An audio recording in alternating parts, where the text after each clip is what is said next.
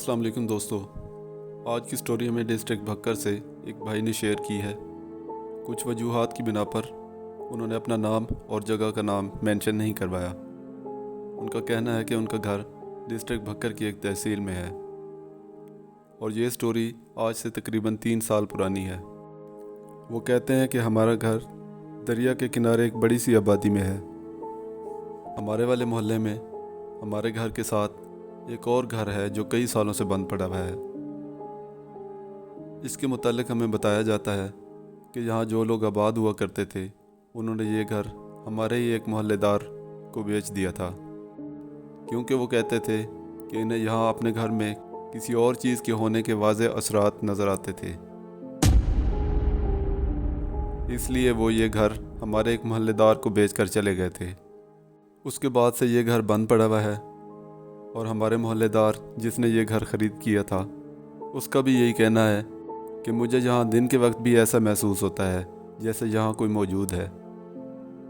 और एक दफ़ा रात के वक्त मुझे उस घर के सहन में एक औरत जिसकी शक्ल बड़ी अजीब व गरीब थी और उसने अपने हाथों में बहुत सारा गोश्त उठाया हुआ था नज़र आई। और जब कभी मुझे दिन में सामान रखने या उठाने उस घर में जाना पड़ता था तो मुझे वहाँ जानवरों की हड्डियाँ और इंसानी हड्डियाँ भी नज़र आती थीं, जिसकी वजह से मैंने ये घर बिल्कुल बंद कर दिया। हमारे मोहल्ले के लोगों का कहना है कि आधी रात में काफ़ी मरतबा लोगों ने इस घर के आसपास की गलियों में एक औरत देखी है जो नज़र आते ही गायब हो जाती है, और अगर कोई अकेला शख्स जा रहा हो तो उसके पीछे भी लग जाती है। हमारे मोहल्ले के कुछ बच्चे जो इस घर के साथ क्रिकेट खेलते हैं, जब कभी इनकी बॉल इस घर में चली जाती थी तो लड़के दीवार फलांग कर इस घर के अंदर जाते थे और इस घर के एक कमरे की खिड़की में से वो खौफनाक औरत इनको देख रही होती थी। इसी तरह एक दफ़ा एक बच्चा बॉल उठाने इस घर में गया तो वो बच्चा गायब हो गया। जब इसके पेरेंट्स इसे तलाश करने इस घर में गए तो वो बच्चा इसी मकान में जिसकी विंडो से वो औरत नज़र आती थी, वो बच्चा इसी मकान में बेहोश पड़ा हुआ था और उसके मुंह और नाक से खून भी निकल रहा था। इस बच्चे को उसके वालिद उठाकर घर ले गए और फिर कई दिनों तक वो बच्चा बीमार रहा और फिर दम करवाने के बाद ही वो आहिस्ता आहिस्ता ठीक हुआ। इस इंसिडेंट के बाद बच्चों ने वहाँ क्रिकेट खेलना छोड़ दी। इसी तरह एक दफ़ा हमारे मोहल्ले का एक लड़का रात के वक्त कहीं से घर वापस आ रहा था। उसने इस घर के दरवाज़े पर एक औरत देखी तो वो खौफज़दा हो गया और घर की तरफ तेज़ दौड़ने की कोशिश की और चंद ही कदम उठाए थे कि वो औरत हवा की रफ्तार से इसके पीछे आई और इसके ऊपर गोश्त फेंक दिया। वो लड़का वहीं बेहोश हो गया। फिर किसी राहगीर ने इस लड़के को रात के वक्त बेहोश रास्ते में पड़ा देखा तो उसने इसके घर वालों को बताया तो वो इसे उठाकर घर ले गए।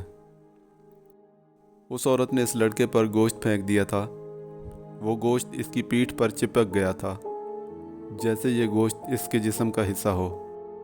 आज तक वो गोश्त इस लड़के के जिस्म के साथ चिपका हुआ है और इसकी पीठ की वो जगह बाहर की तरफ उभरी हुई है जैसे कोई आधा किलो गोश्त साथ चिपका हो। डॉक्टर्स को चेक करवाया तो डॉक्टर्स ने कहा ये मीट ग्लैंड यानी गोश्त की गदूद है और ये पैदाइश के वक्त ही पैदा हुई है। मगर सोचने की बात है कि ये एक ही रात में इतनी बड़ी कैसे हो गई हैं, हालांकि जब ये लड़का पैदा हुआ था इसके साथ किसी किस्म की कोई ग्लैंड नहीं थी। खैर, इस वाक़या के बाद लड़के का ज़हनी तवाज़ुन ख़राब हो गया और अब भी कभी कभी वो पागल हो जाता है और फिर अचानक नॉर्मल हालत में वापस आ जाता है। इस वाक़ये के बाद इस घर के इर्द गिर्द एक आलिम साहब ने हिसार बनाया और वहाँ दम की हुई मिट्टी का एक सर्कल बना दिया। इसके बाद से आज तक किसी ने इस औरत को रात के वक्त बाहर नहीं देखा और आज भी लोग इस वाक़ये के खौफ से रात के वक्त इस घर के पास गुजरने वाले रास्ते पर नहीं आते। आज भी वो घर एक खौफ की अलामत बना हुआ है।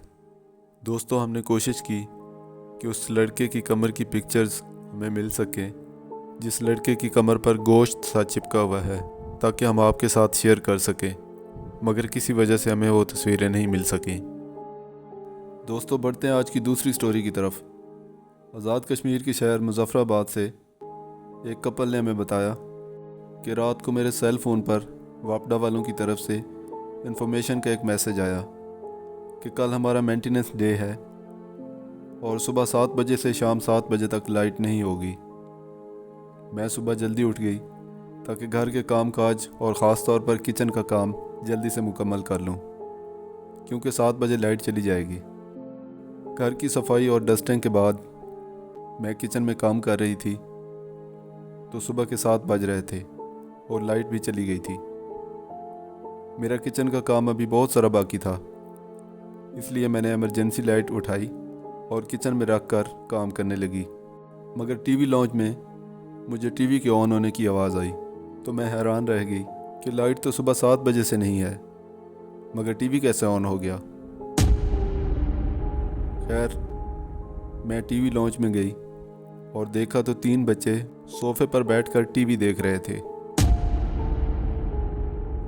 میں نے کہا، کون ہو تم اور لائٹ کے بغیر ٹی وی کیسے آن کیا؟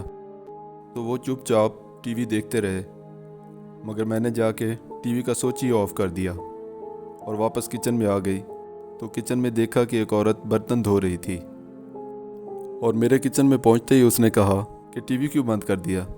گھس جانا تھا تمہارا ٹی وی، بچوں کو دیکھنے دیتی تو تمہارا کیا چلا جاتا۔ اچانک اس عورت کو کچن میں دیکھنا اور بچوں کو بغیر لائٹ کے ٹی وی آن کیے دیکھ کر میرا سر چکرا گیا اور میں گر پڑی۔ تھوڑی دیر بعد میرے ہسبینڈ گھر واپس آئے تو میں پریشان ہو کر گھر کے صحن میں بیٹھی تھی۔ انہوں نے کہا، کیا مسئلہ ہے؟ مجھے تم کچھ پریشان لگ رہی ہو۔ میں نے یہ ساری کہانی بتائی تو میرے ہسبینڈ ہنسنے لگے اور کہنے لگے کہ اچھا، تو وہ جن کے بچے ہوں گے اور کچن میں کھڑی عورت جنی ہوگی، یعنی وہ میرے ساتھ مذاق کرنے لگ گئے۔ تھوڑی دیر بعد میرے ہسبینڈ لان میں بیٹھے ہوئے تھے اور مجھے کہا، بیگم ایک کپ چائے بنا کر دے دیجئے۔ میں نے کہا، ٹھیک ہے، میں واش روم سے ہو کر آتی ہوں تو آپ کو چائے بنا کر لا دیتی ہوں۔ میں واش روم چلی گئی اور 2 منٹ کے بعد وہ عورت میرا روپ دھار کر میرے ہسبینڈ کو چائے دینے چلی گئی۔ میرے ہسبینڈ حیران ہوئے اور میری شکل والی اس عورت سے مذاق کرتے ہوئے کہا، بیگم تم تو واش روم جا رہی تھی، اتنی جلدی چائے بنا کر کیسے لائی ہو؟ اور ہنستے ہوئے کہا، کہیں تم بھی جنی تو نہیں ہو؟ خیر، ہسبینڈ نے چائے لے کر ٹیبل پر رکھ دی اور اتنے میں واش روم سے باہر نکلی تو میرے ہسبینڈ حیران رہ گئے کہ اگر تم واش روم میں گئی تھی تو مجھے چائے بنا کر کون دے گیا؟ دوستو، وہ چائے واقعی میں اس جنی نے بنائی تھی۔ اب ان لوگوں نے فیصلہ کیا کہ اس گھر میں ہمارا رہنا بہت مشکل ہو جائے گا، لہٰذا انہوں نے یہ گھر چھوڑ دیا۔ دوستو، ہم پہلے بھی اپنی ایک ویڈیو میں عرض کر چکے ہیں کہ اگر گھر میں کوئی بچہ یا بڑا آپ سے پیرانارمل ایکٹیویٹی کی بات کرے تو اسے مذاق میں نہیں لینا چاہیے، بلکہ اس کی پریونشن یا روک تھام کے لیے کوئی ایکشن کرنا چاہیے۔ آج کی دونوں سٹوریز آپ کو کیسی لگیں ہمیں کمنٹس میں بتائیے، اور اگر آپ کے پاس کوئی ٹرو سٹوریز ہیں تو ڈسکرپشن میں دیے گئے نمبر پر ہمیں بھیجیے، ہم آپ کی سٹوری پر ویڈیو بنائیں گے۔ اور اسی طرح کی سٹوریز دیکھنے کے لیے ہمارے YouTube channel horror stories with Hafeez کو سبسکرائب کر لیجیے۔ Thank you.